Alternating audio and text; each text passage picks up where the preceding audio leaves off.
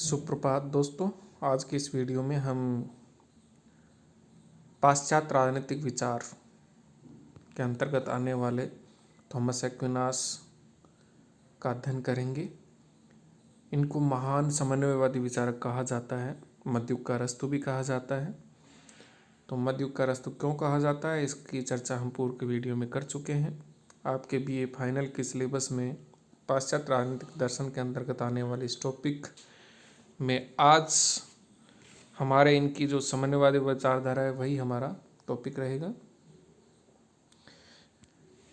Saint Thomas Aquinas मध्ययुगीन उस विचार परंपरा से संबंध रखते थे जिसे मध्ययुगीन विश्वविद्यालयवाद या मिडाइवल स्कॉलिस्टिक की संज्ञा दी जाती है।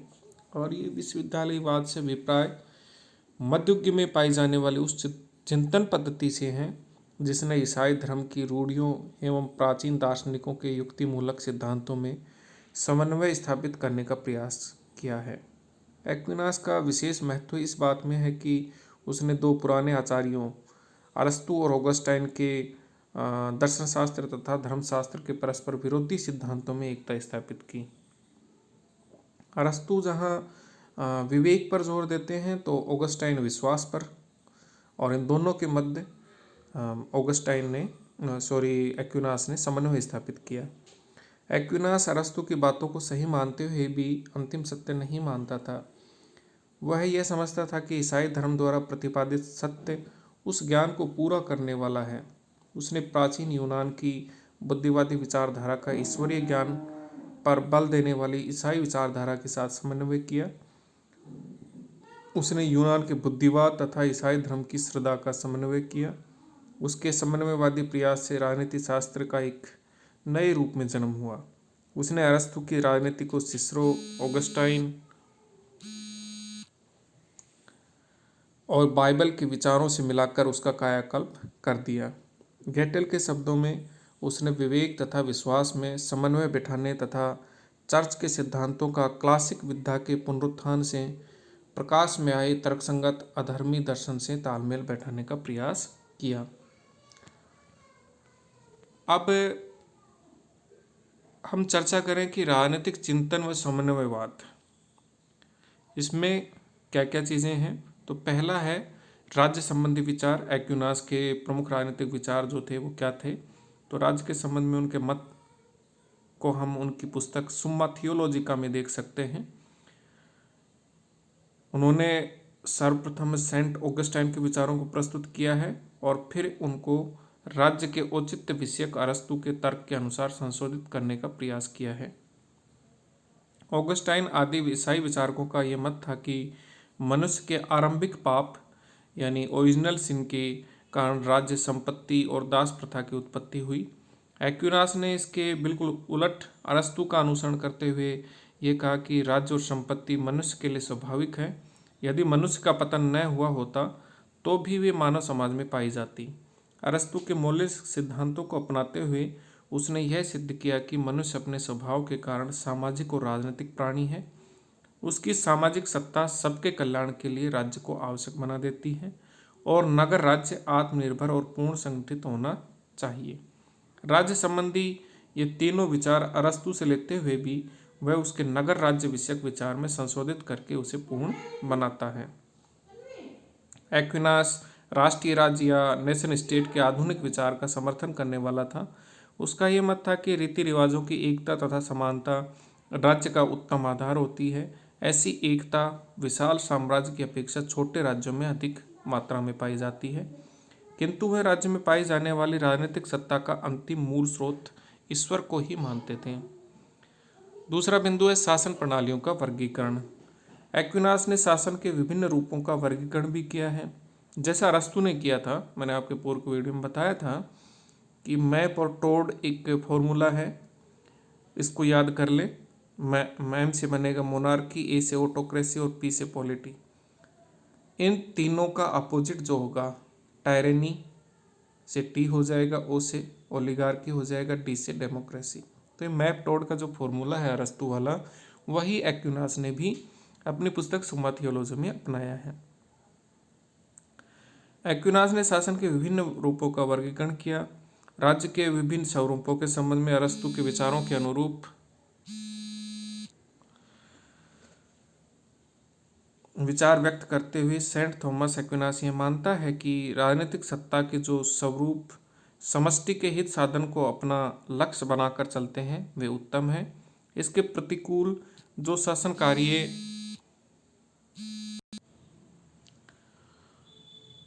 एक्विनास ने वही मैप और टोड का फॉर्मूला अपनाया है और यह भी मानते हैं कि राजनीतिक सत्ता के जो स्वरूप समष्टि के हित साधन को अपना लक्ष्य बनाकर चलते हैं वे उत्तम है। इसके प्रतिकूल जो शासन स्वार्थ सिद्धि के लक्ष्य को अपनाकर चलते हैं वह निकृष्ट है। अरस्तु की भांति वह राजतंत्र, कुलीन तंत्र तथा सार्वजन तंत्र को शासन के श्रेष्ठ स्वरूप मानता है, क्योंकि वे सामान्य हित के लक्ष्य की ओर उन्मुख शासन प्रणालियां हैं। इसके विपरीत वह निरंकुश तंत्र, धनिक तंत्र तथा जनतंत्रात्मक शासन प्रणालियों को शासन का विकृत स्वरूप मानता है, क्योंकि इनका लक्ष्य वर्ग हित अथवा व्यक्ति विशेष का हित साधन है। राजतंत्र और प्रजातंत्र शासन प्रणालियों में अरस्तु का झुकाव डेमोक्रेसी या प्रजातंत्र की ओर ज़्यादा था, किंतु एक्विनास राजतंत्र को ज़्यादा श्रेष्ठ मानते हैं। अगला बिंदु है शासक के कर्तव्य। शासक के कौन कौन सी ड्यूटीज़ होनी चाहिए। सेंट थॉमस का झुकाव राजतंत्र की ओर था। राजा की परिभाषा देते हुए वह कहता है कि राजा वह है जो एक नगर अथवा प्रांत के अनेक निवासियों पर शासन करता है और यह शासन वह सार्वजनिक हित में करता है। इसलिए सोलोमन कहते हैं कि राजा उसके अधीनस्थ समस्त पृथ्वी पर शासन करता है। वह शासक की निरंकुशता का समर्थन नहीं करता है। उसकी यह मान्यता थी कि शासन को असीमित रूप से शासनाधिकार प्राप्त नहीं है, यह उसे सशर्त उपलब्ध होता है।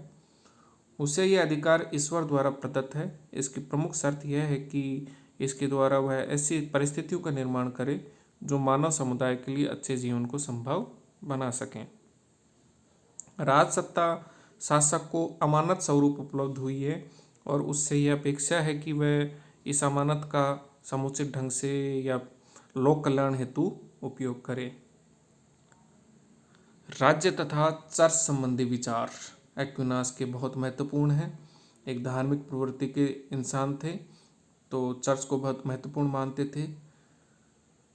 एक्विनास ने चर्च को सामाजिक संगठन का मुकुट माना है और इस प्रकार उसने राज्य से भी ऊंचा स्थान प्रदान किया है।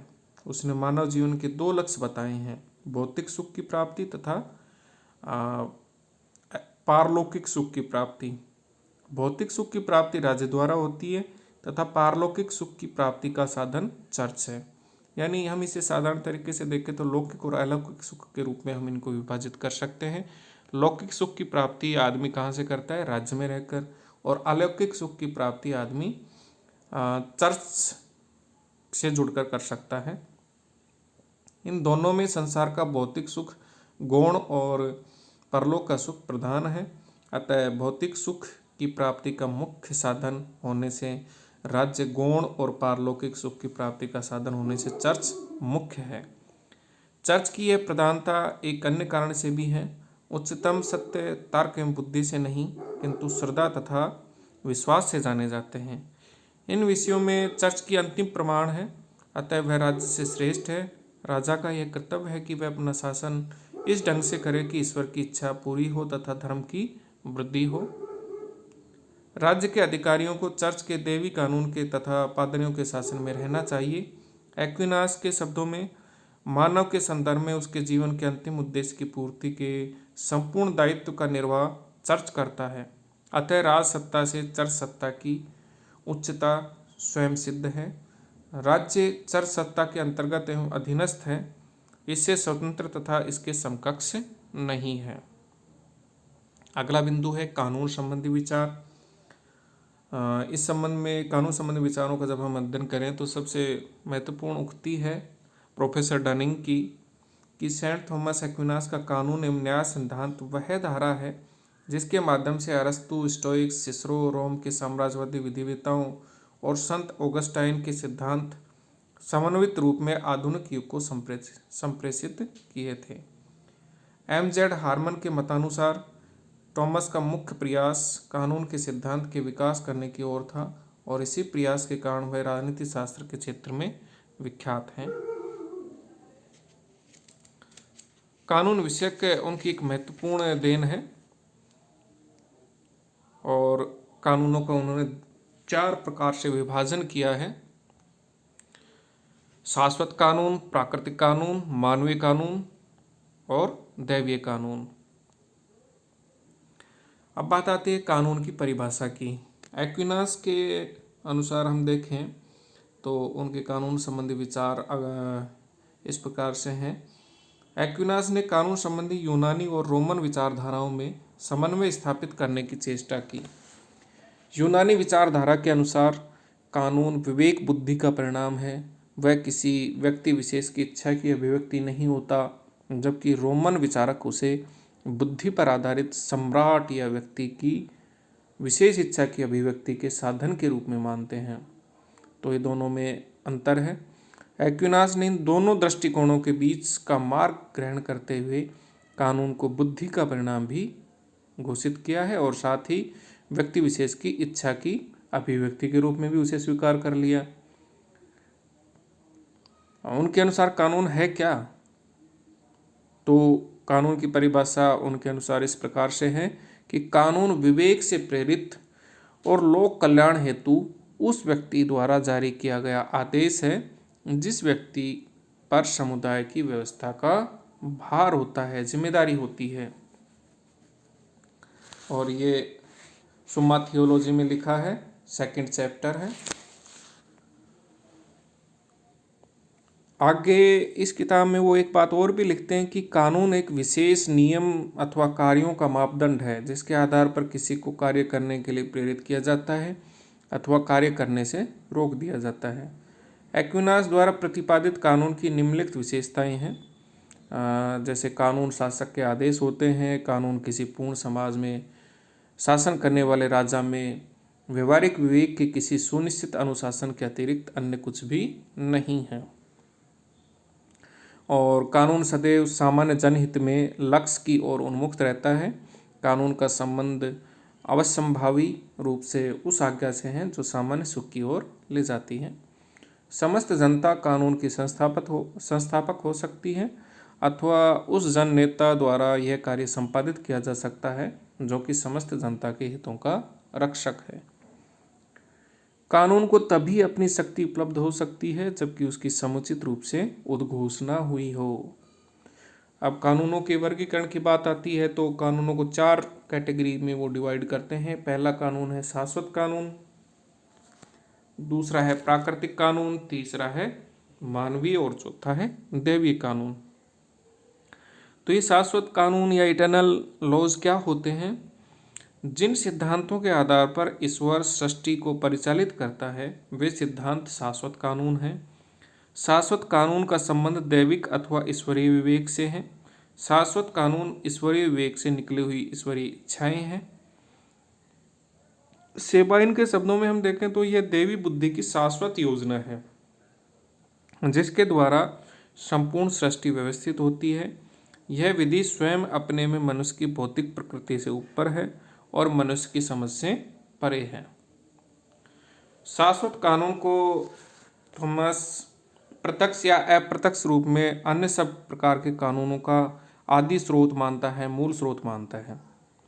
दूसरे प्रकार के कानून है प्राकृतिक कानून, नेचुरल लॉज।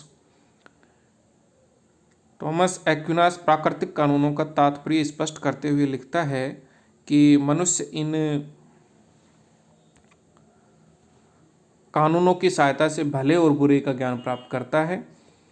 ये सामान्य रूप से सत असत को पहचानने के नियम हैं। इस कानून का प्रथम सूत्र यह है कि भलाई की जाए और भलाई का अनुसरण किया जाए और बुराई का परित्याग किया जाए। तीसरा कानून है ह्यूमन लॉज, मानवीय कानून। ये मनुष्य द्वारा समाज में शांतिपूर्ण जीवन बिताने के लिए बनाई गई दंड व्यवस्था है। इनके भय से समाज में शांति बनी रहती है। मानवीय कानून का निर्माण मनुष्य अपनी बुद्धि से करता है किंतु ये प्राकृतिक कानून पर ही आधारित होते हैं। मानवीय कानून प्राकृतिक कानून के पूरक हैं और मानवीय कानून की आवश्यकता इसलिए होती है कि प्राकृतिक कानून अनिश्चित और अपरिभाषित होते हैं और उनमें दंड की व्यवस्था का कोई प्रावधान नहीं होता है। एक्विनास ने मानवीय कानून की कुछ विशेषताएं भी बताई हैं, जैसे कि मानवीय कानून राजा या शासक वर्ग की मनमानी पर नहीं वरन विवेक पर आधारित होता है। मानवीय कानून ऐसी सकारात्मक विधियां हैं जिन्हें किसी समय विशेष पर मानवीय आवश्यकताओं के लिए निर्मित किया जाता है। और मानवीय विधि के दो भेद माने जाते हैं, राष्ट्रों के कानून तथा नागरिकों के कानून। 2 नंबर का सवाल ये आपका बन सकता है कि मानवीय कानून के थॉमस एक्विनास ने कितने प्रकार बताए हैं। नंबर 1 है राष्ट्रों के कानून, नंबर 2 है नागरिकों के कानून। तो ये आप ध्यान रखें। कानूनों की चर्चा करते हुए अब हम जो 4 प्रकार का वर्गीकरण किया गया है उसमें चौथे बिंदु पर आते हैं, दैवीय कानून या डिवाइन लॉज। एक्विनास के अनुसार दैवीय कानून ईश्वरीय इच्छा के आदेशों की व्यवस्था है जो प्रकटीकरण के माध्यम से मानव तक प्रेषित किया गया है। दैवी विधि वह शाश्वत विधि है जिसे ईसाई धर्म ने संसार के समक्ष प्रकट किया है तथा जिसका पालन चर्च द्वारा किया जाता है। इसका उद्देश्य दोष रहित ढंग से मनुष्य को उस ईश्वरीय सत्य की ओर ले जाना है जिसे शाश्वत कल्याण या मुक्ति अथवा मोक्ष कहा जाता है। दैवी कानून प्राकृतिक विवेक की खोज का परिणाम न होकर ईश्वरीय कृपा का अनुदाय है। मानवीय कानून गलती कर सकते हैं, अतः दैवी कानून उसे सही दिशा बताते हैं। ये मानव के आंतरिक कार्यों का नियंत्रण करते हैं। दैवी कानून उन अपराधों तथा पापों का शमन करने के लिए आवश्यक है जो मानवीय कानून की पहुंच के परे हैं। और दैवी कानून को भी 2 भागों में बांटा गया है। पहला है प्राचीन दैवी कानून जो ओल्ड टेस्टामेंट पर आधारित है। दूसरा है नए दैवी कानून जो न्यू टेस्टामेंट पर आधारित है। इनके पालन का आधार मानव विवेक होता है, न कि मानव की आस्था। तो ये कानून संबंधी एक्विनास के प्रमुख विचार थे। राजनीतिक चिंतन में साम्यवाद उनका स्पष्ट होता है। इस वीडियो के माध्यम से हमने ये पढ़ा। धन्यवाद।